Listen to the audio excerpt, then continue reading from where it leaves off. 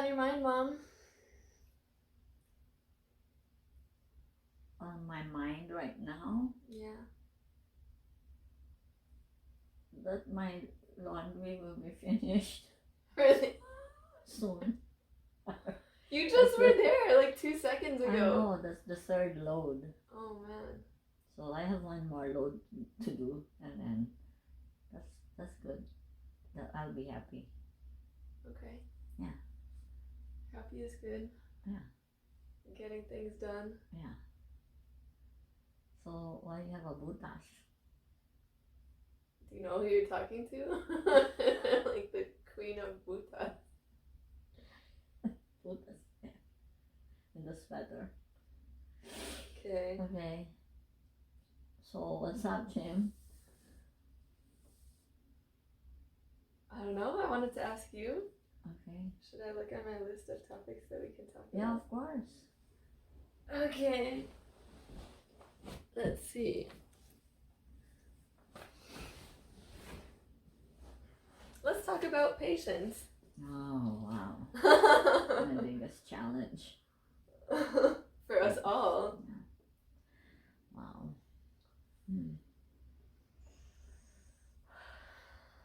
Yep. So I know you ask for it every day, but what do you define patience to be? Okay. When a person is patient,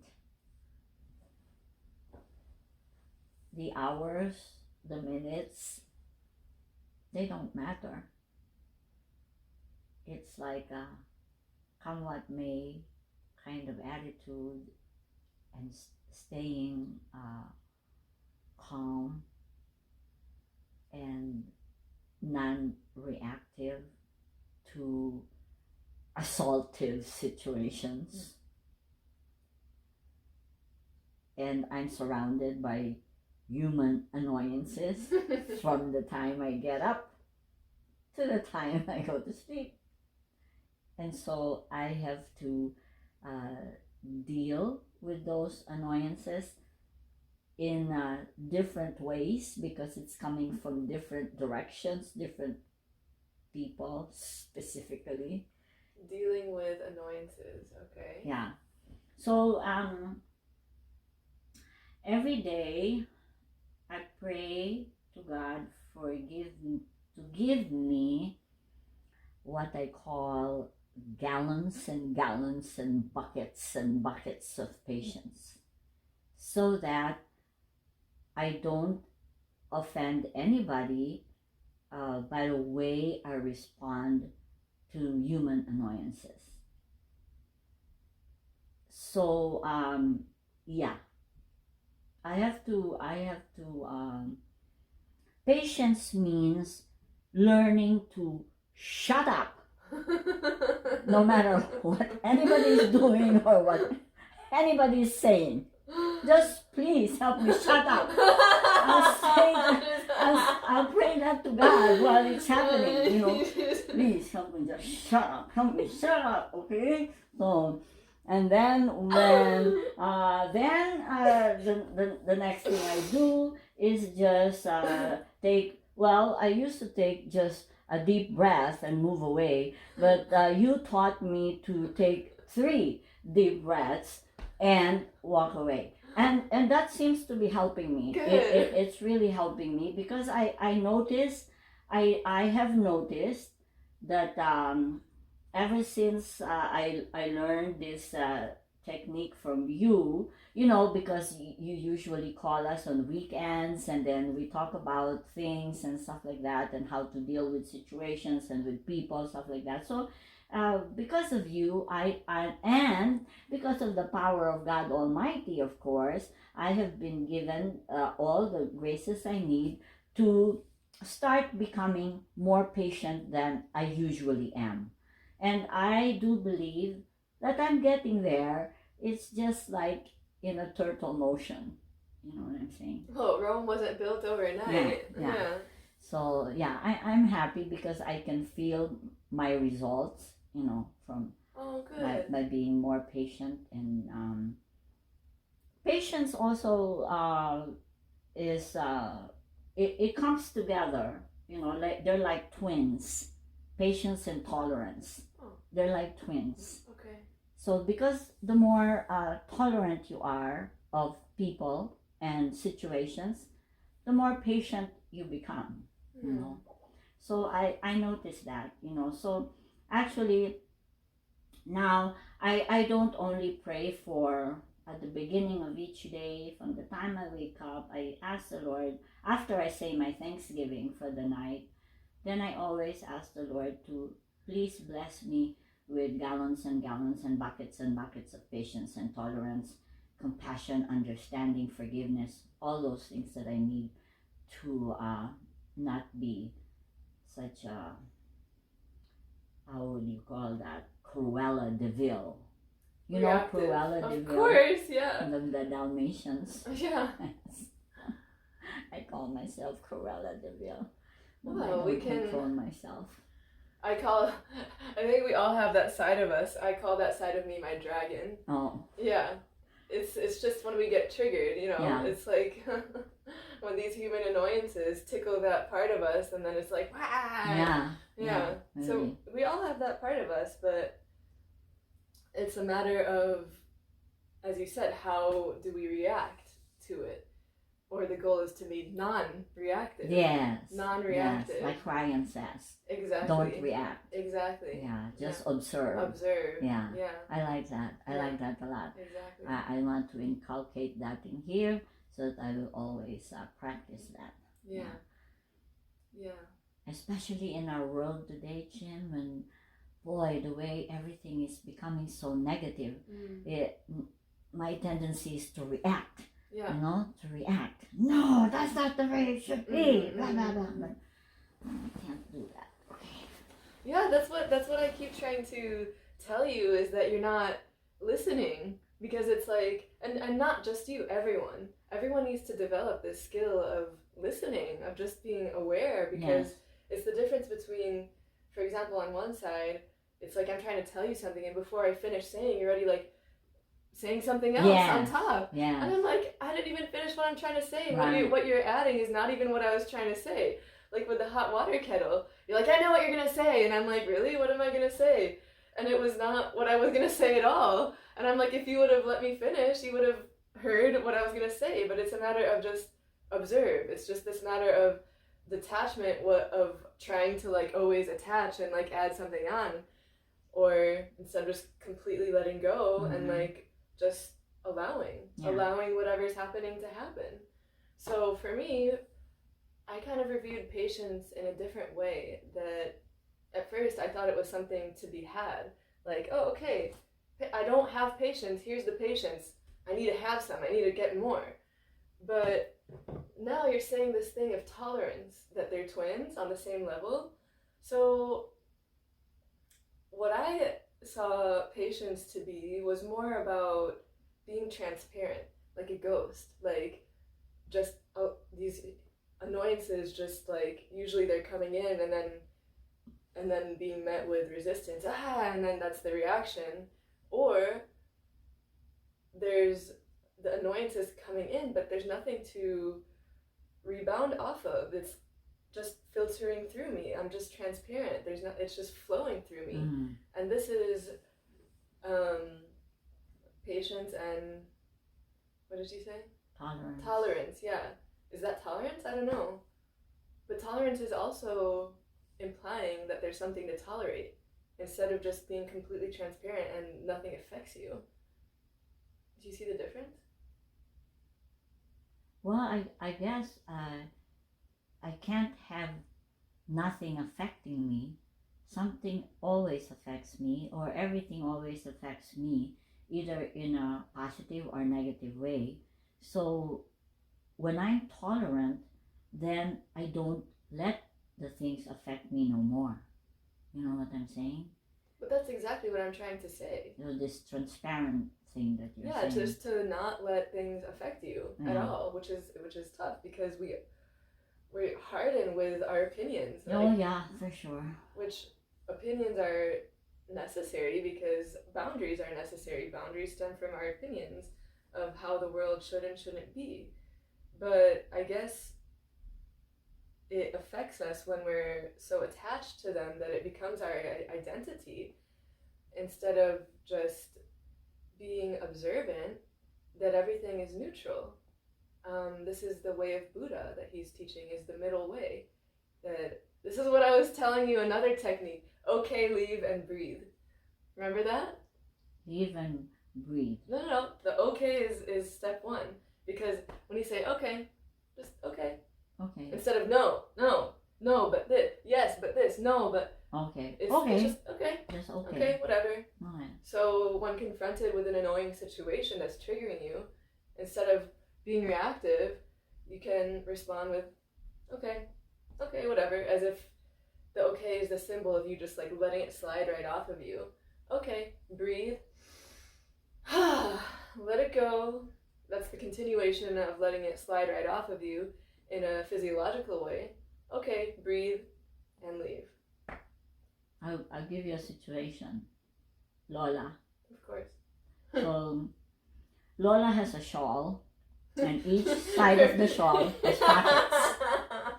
So this is what drives me and Lucy crazy, because she's always asking for Kleenex, and so she stuffs her 2 pockets with Kleenex to the extent that it's already coming out of the pocket. So today she was getting ready for lunch. I gave her lunch, and then she said, "Oh, can I have my Kleenex?" And I looked in her pockets. It was overflowing. Okay? So I said to her, "Well, I don't know. How would you apply this this statement that you just made?" Okay, breathe and leave. No.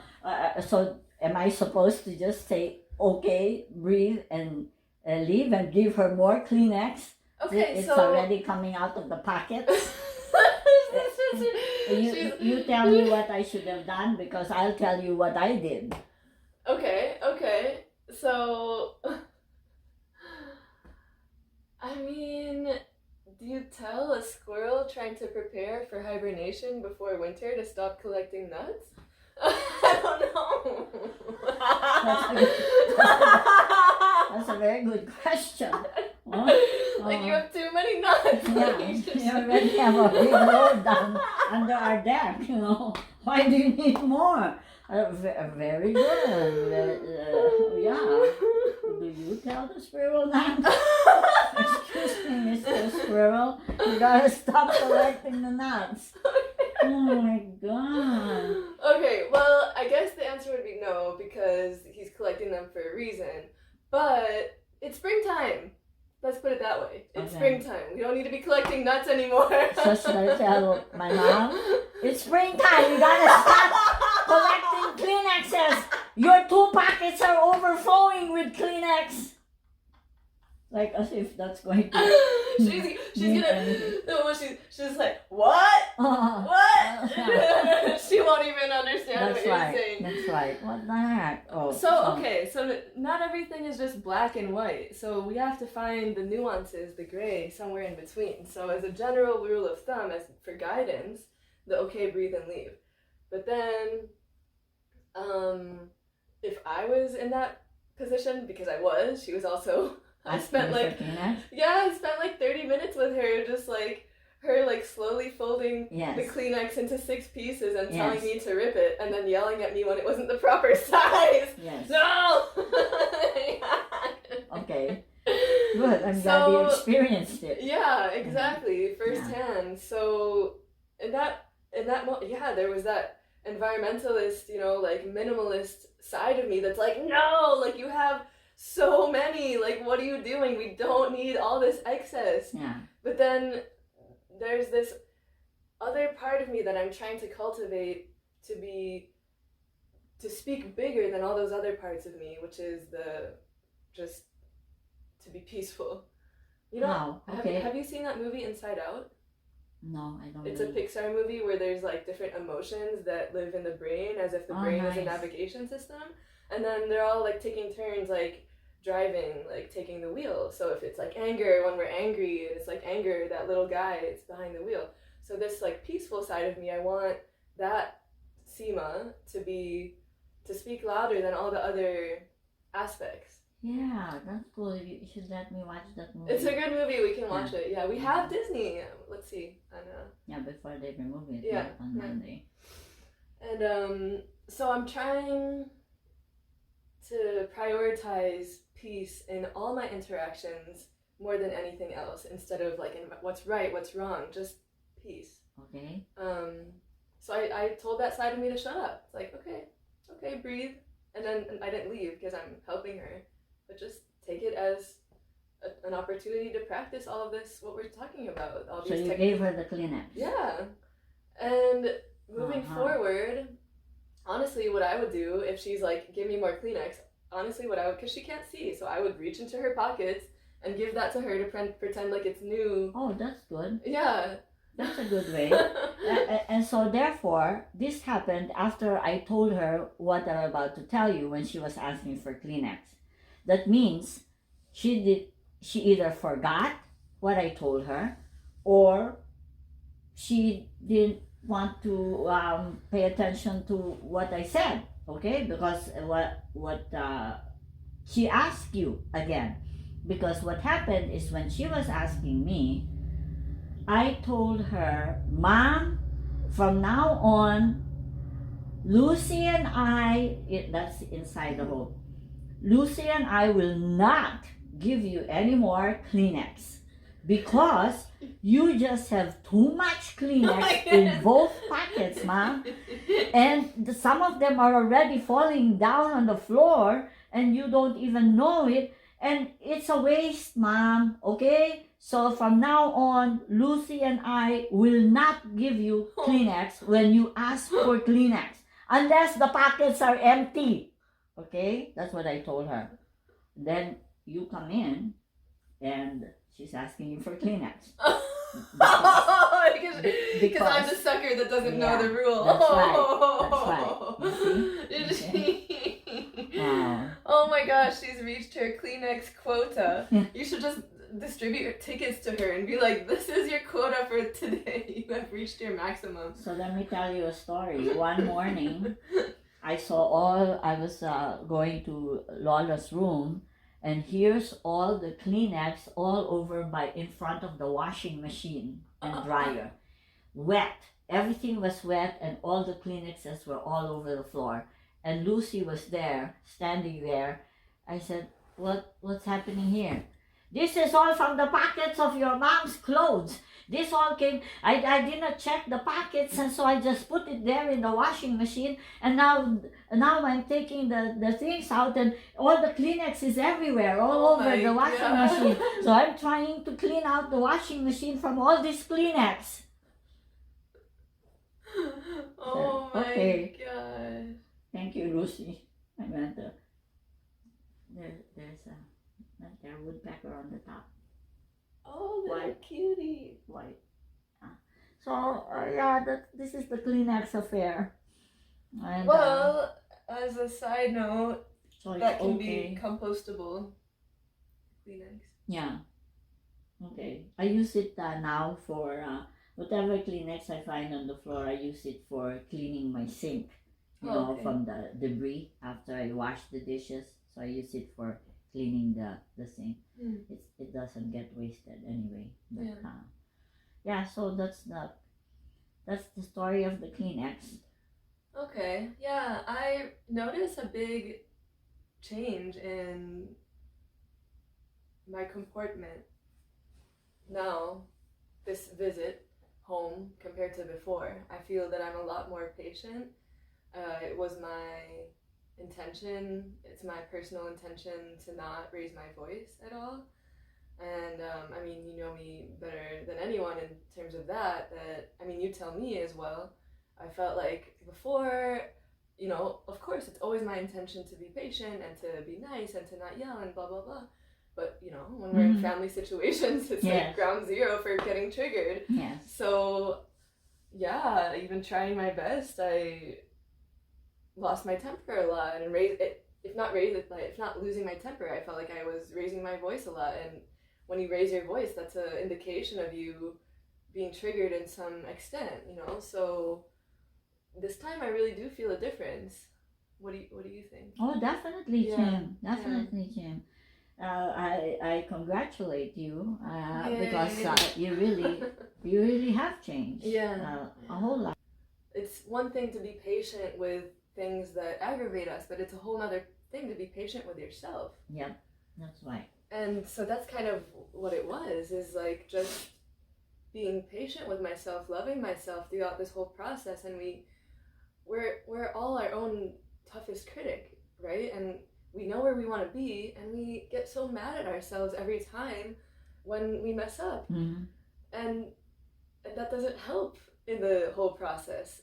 Instead of having compassion for ourselves, to say we're human and messing up is part of the process. Mm-hmm. This is the world that we live in of duality, and duality is there to push us towards higher planes of consciousness.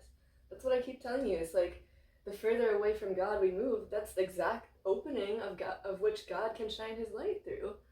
So it's just about this patience with the process, patience with yourself in this journey, self-compassion every time that you mess up, and just an overall, and how do you cultivate this patience and this self-compassion is with the understanding that everything is there to serve you, to push you forward. And if you didn't have these triggers, then what? You're just kind of floating around, not going up, not going down. And that's exactly why God gave us this world of good and bad, evil, dark, duality, black, white. It's this self-maintenance program, I guess you could say.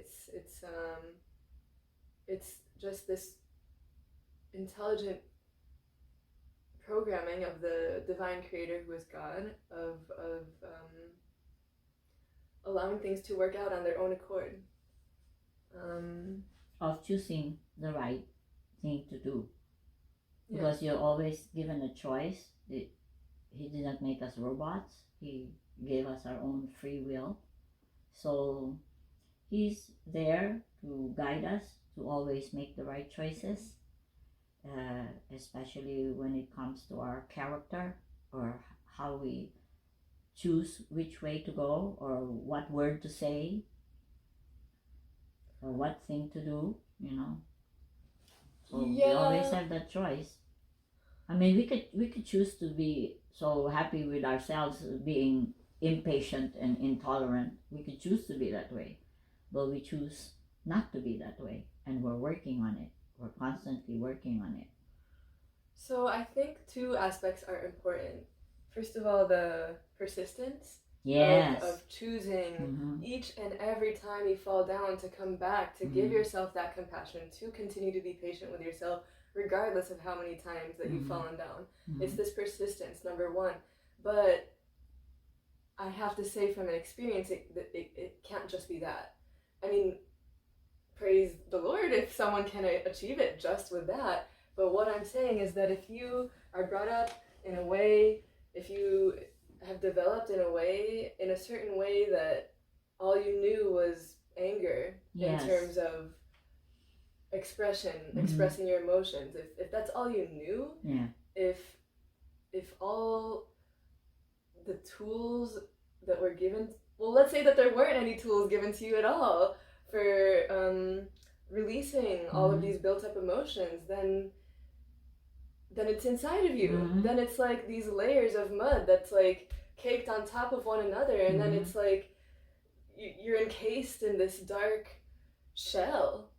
And that's all you know. Yeah.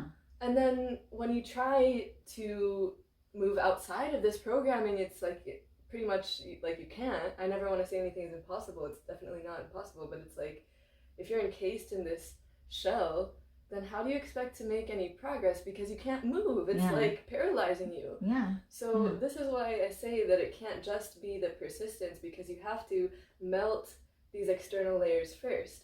It's all these external layers of conditioning, of societal conditioning from your parents, conditioning from friends, conditioning from your own mental projections, like everything that makes you hard on the outside. You have to melt that first. And so that's why I'm changed now. Because over these past 2 years that I haven't been home, that's like literally what I've been doing this whole time, is working on myself with a lot of meditation. And there are 10 million different methods under the sun of how to come into wholeness, well-being, and health, and inner peace. And I've tried all of them. I've tried so many of them because I'm on my own healing journey. But out of everything, I think meditation is the thing that was the most profound and the most accessible for people. Because what happens when you meditate, it's like you're coming into a place of stillness, you're coming into a place of no ego. So it's your ego that either is creating new programs or reinforcing old programs. So either way, there's the overlayer of programming. It's that outside caking of mud that doesn't allow you to move, that you're paralyzed from. So when you are meditating, there's nothing for that mud to stick onto. It's like you're allowing those external layers to melt. Mm-hmm. And more you meditate, more and more you're melting the hardness away, that you can just become pure, that the soul that you were born with can shine through all those layers. Mm-hmm. And then you have this platform to fully operate freely of applying the persistence. And but then if you succeed to fully melt all those layers, then this is where that transparency comes through that I was telling you about, that nothing affects you anymore because there's no programming of which it to rebound off of. It's just like, okay, whatever. Yeah. So I want to reach that level. I'm working on it. Reach that level. Transparency. That sounds really good. Mm-hmm. Then, you just have peace, Nothing will bother you anymore. No situations will bother you. Yeah. To be unbothered. Yes. That'll be great. That'll be super great. If only that was everyone's goal, we will have peace on earth. I feel like on some level, conscious or unconscious, it is. Because isn't it everyone's goal just to be happy? Yeah. Just to happy be content? And peaceful. Yeah. So on some level, I feel like that's everyone's goal. Like, why would you not want to be happy and at peace? Yeah, it's just that people don't know how to go about it. It's a difficult process, and it's a very long process. Absolutely. It's a long process, but the first step is awareness. Yes. The first step is awareness that you are unhappy or not at peace. Mm-hmm. Second of all, to cultivate the desire to be happy and peaceful. Mm-hmm. So it's awareness, cultivate the desire, and then third of all, it's like once you have those two, then everything is set into motion. You could choose to actively seek solutions, but once you consciously make that decision to want to be happy, to want to be at peace, then it's like you open up the door for those possibilities to enter into your field.